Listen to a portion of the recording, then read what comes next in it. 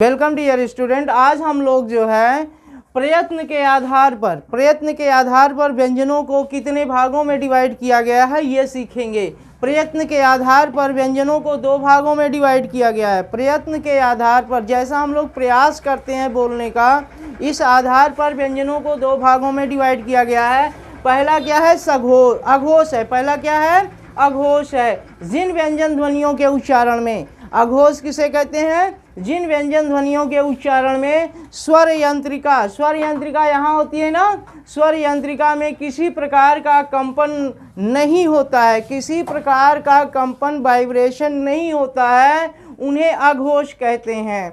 उन्हें क्या कहते हैं? अघोष कहते हैं। जिन व्यंजन वर्णों के उच्चारण में स्वर यंत्रिका में किसी प्रकार का कंपन नहीं होता है, उन्हें अघोष कहते हैं। इसमें प्रत्येक वर्ग का पहला और दूसरा व्यंजन, प्रत्येक वर्ग का कितने वर्ग होते हैं? 5 वर्ग हमने आपको बताया था।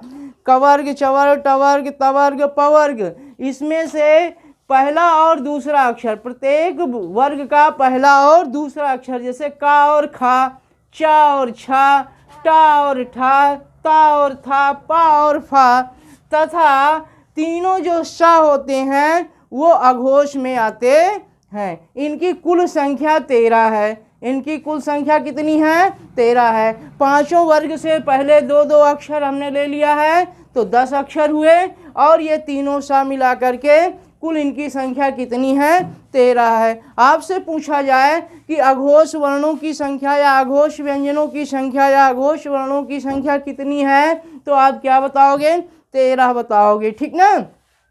आपसे पूछा जाए कि अघोष व्यंजन में कौन कौन से आते हैं, तो हर वर्ग का पहला और दूसरा अक्षर, पहला और दूसरा वर्ण या व्यंजन जो है वो अघोष में आता है। और ये जो तीनों सा हैं, तालव्य सा, मूर्धन्य सा और दंती सा, तालव्य सा, मूर्धन्य सा और दंती सा, ये तीनों जो सा हैं इनको मिला करके इनकी संख्या 13 हो जाती है। फिर बात हम लोग करते हैं सघोष की। सघोष किसे कहते हैं? जस्ट सी का उल्टा। जिन व्यंजन ध्वनियों के उच्चारण में स्वर यंत्रिका में कंपन होता है, यहाँ पर हल्का सा वाइब्रेशन होता है, उन्हें सघोष कहते हैं। और इसमें प्रत्येक वर्ग का तीसरा, चौथा और पांचवा वर्ण आता है। बहुत आसान है।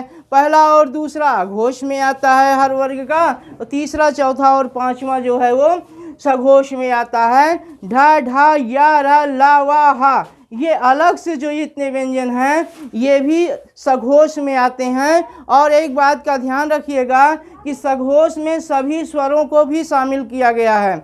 जितने स्वर हैं उन सभी को सघोष कहा जाता है। इसके बाद हम लोग पढ़ते हैं वर्ण विच्छेद। वर्ण विच्छेद जानते हो ना आप क्या कहते हैं? शब्दों का जो निर्माण होता है वो वर्णों के मेल से होता है। शब्द का निर्माण कैसे होता है? दो या दो से अधिक वर्णों को मिलाने से होता है, ठीक है।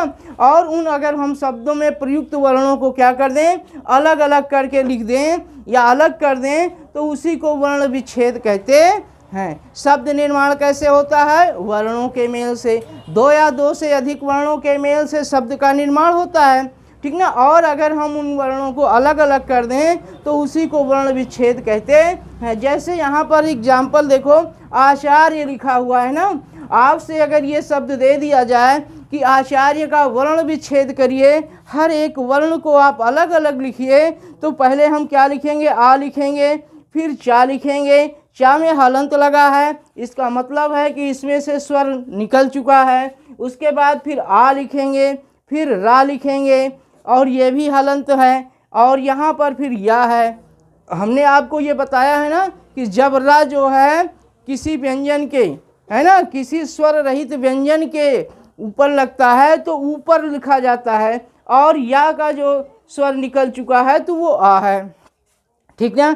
अब हम लोग देखते हैं परिश्रम। परिश्रम को हम लोग कैसे अलग अलग लिखेंगे? पहले पा लिखेंगे, पा में हलंत है। इसके बाद आ लिखेंगे, ये स्वर है ना, पा का स्वर यहाँ पे लिख दिया है, रा लिख दिया है, ई लिख दिया है, शा लिख दिया है, फिर रा लिख दिया है, आ लिख दिया है, माँ और आ लिख दिया है। तो ये जो अलग अलग वर्ण लिखने की जो व्यवस्था है इसे हम वर्ण विच्छेद कहते हैं। इतने वर्ण, परिश्रम में इतने वर्ण प्रयोग हुए हैं। परिश्रम शब्द का निर्माण अगर किया गया है तो ये सब वर्ण मिल करके परिश्रम शब्द का निर्माण हुआ है। आचार्य का निर्माण कैसे हुआ है, आचार्य शब्द कैसे बना है, इन शब्दों, इन वर्णों को लिख करके या इन वर्णों को मिला करके हुआ है। एक बार फिर से इसे हम लोग रिवाइज कर लेते हैं, एक बार फिर से इसे देख लेते हैं। अघोष किसे कहते हैं, अघोष जिन वर्णों के या जिन ध्वनियों के उच्चारण में स्वर यंत्रिका में कंपन नहीं होता है उन्हें अघोष कहते हैं। और ये प्रत्येक वर्ग का पहला और जो है दूसरा व्यंजन आता है और तीनों सा अघोष में आते हैं, इनकी संख्या 13 है। ठीक ना। फिर बात करते हैं सघोष की। जिन व्यंजन वर्णों के या जिन ध्वनियों के उच्चारण में स्वर यंत्रिका में कंपन होता है उसे सघोष कहते हैं।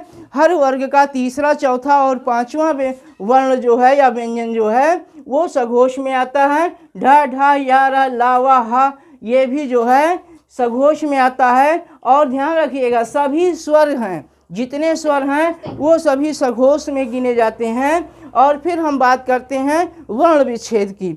शब्द का निर्माण आपको पता है कि वर्णों के मेल से होता है और जब हम शब्द में प्रयुक्त वर्णों को अलग अलग लिखते हैं तो उसी को वर्ण विच्छेद कहते हैं। जैसे आचार्य और परिश्रम शब्द है, आचार्य शब्द का जो है देखिए वर्ण विच्छेद किया गया है, आ, चा, आ, रा, या और आ लिख करके।